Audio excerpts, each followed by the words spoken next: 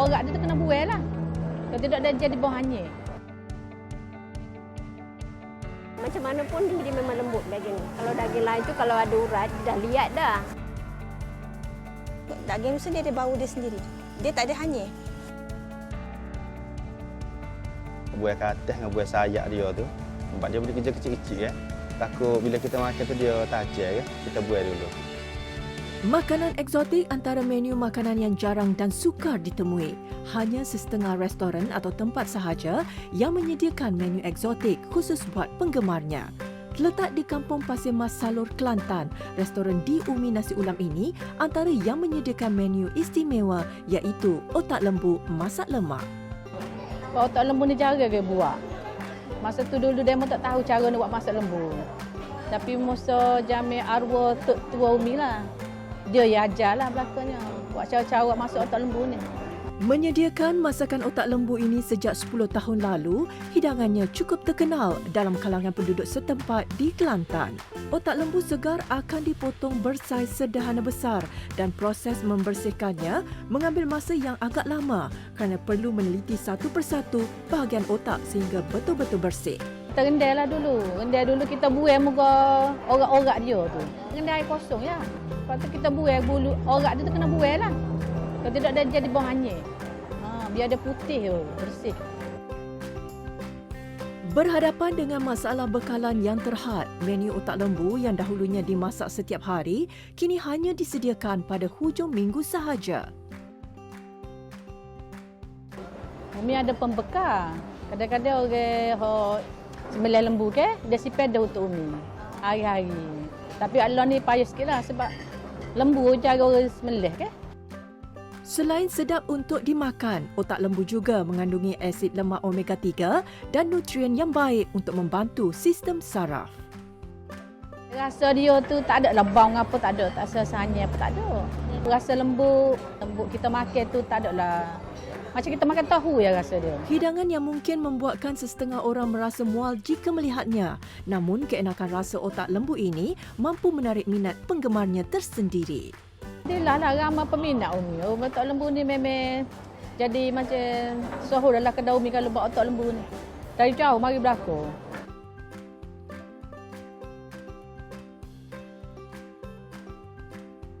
Bagi saya kalau saya makan otak ni dia punya tak hanyir. Dia tak hanyir. Jangan gerung. Memang sedap marilah terah. Memang di Umi dia masuk kalau otak lembu kita makan lain memang tak sedap. Sini memang special. Cara buat sebenarnya otak lembu ni. Jadi dia ni mana dia buat otak lembu jadi okey lah. Sedap lah. Unik lah sikit pada tempat lain tu. Sedap namun pengambilannya perlu dinikmati secara berpada-pada.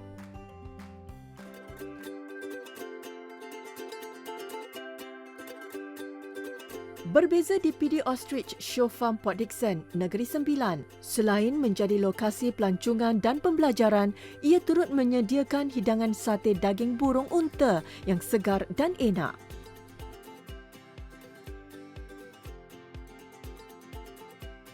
Kalau daging ostrich tu, sate lah paling banyak kat sini biasa sebab kita kena tempat ostrich. Kalau orang datang sini, orang akan cari sate ostrich. Daging burung unta atau ostrich yang rendah kolesterol dan penuh dengan vitamin ini dapat membantu meningkatkan sistem imunisasi tubuh. Sama macam daging lembu ikut urat dia juga. Tapi macam mana pun dia memang lembut daging ni. Kalau daging lain tu kalau ada urat, dia dah liat dah. Untuk menghasilkan sate daging unta, dagingnya akan diperap terlebih dahulu bersama rempah ratus serta bahan perapan yang lain. Kemudian ia perlu disimpan dan disejuk bekukan semalaman sebelum dibakar. Ini bagi mengekalkan khasiat daging berkenaan. Burung terbesar di dunia dengan ketinggian sehingga 2.5 meter atau 8 kaki ini berasal daripada daerah gurun di Afrika Selatan dan Utara. Burung unta juga mampu berlari sejauh 65 km sejam. Sini kita lebih kurang ada 20. Ada banyak yang tua oleh kerana sini memang kita tak sembelih. So yang tua memang kita simpan. So kalau you tengok memang kita ada terlampau banyak yang jantan. Burung unta jantan lebih menyelah dengan bulu yang berwarna hitam dan berparuh merah.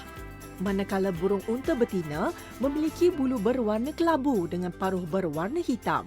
Haiwan ini sangat sensitif dan suka dibelai, namun mampu bertindak agresif jika berasa dirinya terancam.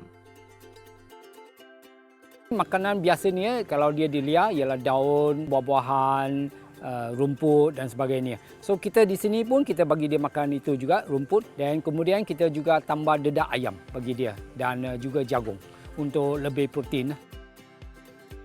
Pengunjung juga berpeluang melihat dan berdiri di atas telur burung unta yang mampu menampung beban seberat 120 kilogram. Kalau kita buat sate, kita guna air fryer, kita guna 8 minit saja. Kalau daging ostrich ni, kita masak dia, kita tak boleh masak lama.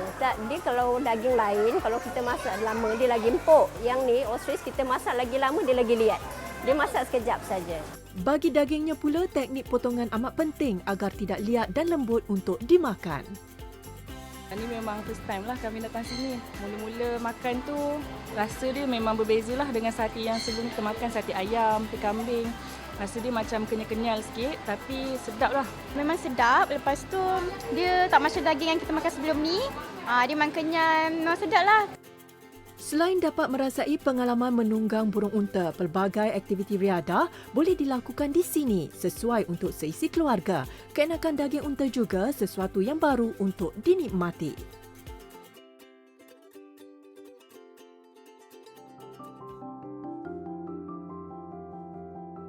Bukan sahaja daging burung unta, daging rusa juga terkenal dengan keenakan rasanya yang tersendiri. Terletak di Kampung Felda Gerangsa, Ulu Selangor, penternakan rusa ini diusahakan oleh sepasang suami isteri sejak 4 tahun lalu. Okey, sebab suka buat benda lain daripada yang lain, jadi kami berdua lah bincang nak buat apa yang berbeza. So maka timbullah idea untuk buat satu produk yang berasaskan rusa. Dengan melakukan beberapa kajian, ternakan rusa merupakan haiwan pilihan kerana mudah dijaga selain mempunyai nilai komersial yang tinggi. Rusa ni dia adalah haiwan yang liar dan high resistant terhadap penyakit. Kemudian nak jaga pun senang, tak payah nak cuci kandang pun. Alhamdulillah baunya sangat kurang. Dan sebab itulah saya boleh bela rusa belakang rumah, boleh berniaga lagi kedai makan depan rumah tanpa ada pencemaran bau yang kuat. Selain mengandungi zat besi, mineral yang tinggi juga baik untuk membantu menambah darah di dalam badan. Daging rusa juga kaya dengan protein serta mempunyai kadar lemak dan kalori yang amat minima.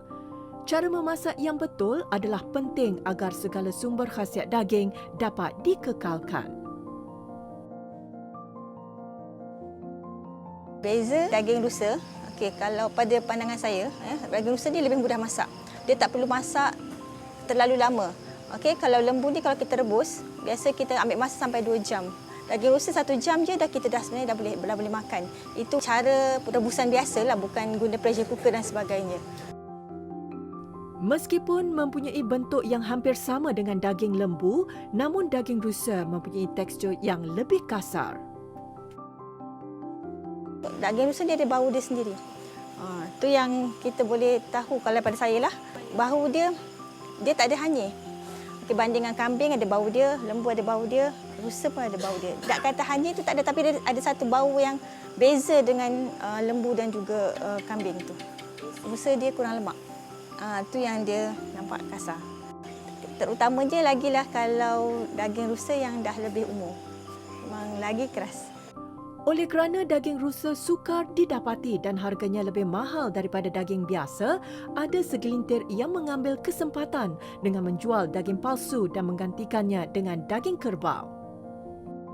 Salah satunya cabaran daging rusa palsu. Sebab biasanya orang nak cari yang lagi murah. Jadi kita ni bila customer datang, ada setengah dia akan tanya, kenapa dulu saya beli murah, yang ni kenapa mahal. So kita kena educate lah. Kita kena ajar bahawa kalau daging lembu tu sekilo pun hampir RM40, takkan daging rusa yang susah tu boleh dapat dengan harga RM35. RM30 ada setengah dapat sampai RM20 sekilo. Jadi kita kena faham bahawa rare dia ataupun keaslian daging tu, yang kalau kita tahu bahawa lagi tinggi nilai dia, lagi tinggi harga dia, lagi dia adalah daging yang asli, yang betul, yang ori.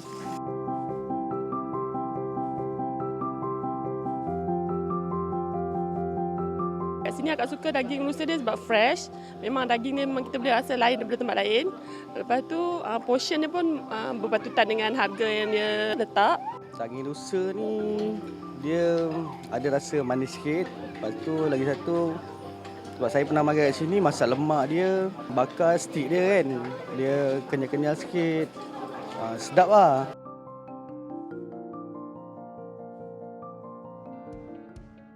Di negara Thailand, belalang goreng terkenal sebagai snack ringan yang boleh didapati di sekitar bandar oleh masyarakatnya. Namun tidak kurang hebatnya di Kota Baru, Kelantan, hidangan serangga ini turut menjadi pilihan. Mula-mula tu kita masak belalang ni untuk makan sendiri. So pada satu hari tu kita buat banyak. Jadi cuba jual lah kata. Nak teh market je asalnya. Jadi bila kita jual tu jual ke saing-saing, anak-anak beranak beli. Lepas tu demo tu update dalam Facebook. Lepas tu dia jadi tersebar tu cepat sangat. Kita pun jadi kena buat lagi ni. Proses menyiam belalang mengambil masa yang agak lama. Bahagian belalang yang tidak diperlukan harus dicabut dan dibuang bersih seekor demi seekor. Buah katas dengan buah sayap dia tu, sebab dia boleh kerja kecil-kecil. Lepas tu memang kedekut ke mana waktu kita kena buah. Sebabnya takut bila kita makan tu dia tajam, kita buah dulu.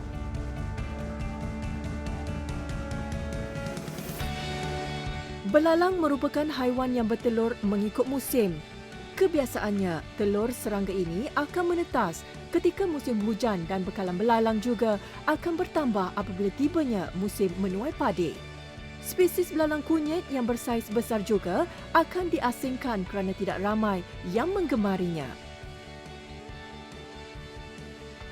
Tu besar-besar jari kelingking saya ni lebih kurang. Waktu besar dia tempoh masak dia lambat sikit dan dia kerah. Jadi bila saya masak saya asingkan lah belalang tu sebabnya bila belalang kecil ni, belalang berah orang panggil ni. Belalang berah ni dia masak dulu, waktu tu tak masak lagi.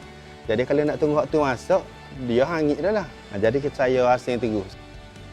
Memulakan perniagaan makanan belalang ini sejak 2 tahun lalu, teknik dan cara memasak belalang dipelajari sendiri daripada datuknya dan menjadi resepi keluarga sejak turun-temurun. Bukan hanya pembersihan, malah proses memasak belalang juga memakan masa yang lama. Bila masak goreng lah. Bila kita masak tu, bila sate tu gelegak, dia mecik panas tu. Waktu 2 tu lah. Dan juga proses goreng ni mungkin masa 2-3 jam lah. Kaya dengan nutrisi seperti protein, vitamin dan mineral, rasanya yang rangup juga membuatkan ramai yang menggilai makanan eksotik ini. Lebih hari nombor 1 sedap harga ni. Belalang ni memang sedap lah. Kalau kita tak payah nak cerita macam mana. Mana kita kata dia lain daripada yang lain lah. Kadang-kadang kita sekali makan tu macam serangup. Meskipun mempunyai fizikal yang kecil, namun belalang mempunyai pelbagai kebaikan kepada kesihatan maupun kecantikan.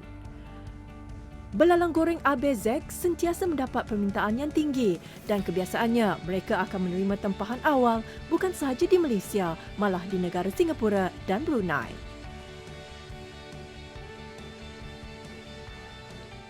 Lain padang, lain belalang. Setiap orang pasti mempunyai selera tersendiri.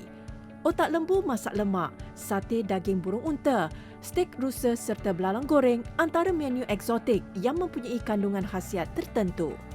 Jika sesuatu makanan itu selamat untuk dijadikan hidangan, maka tidak hairanlah ada yang sangat menggemarinya selagi tidak membatasi agama, adat dan kepercayaan.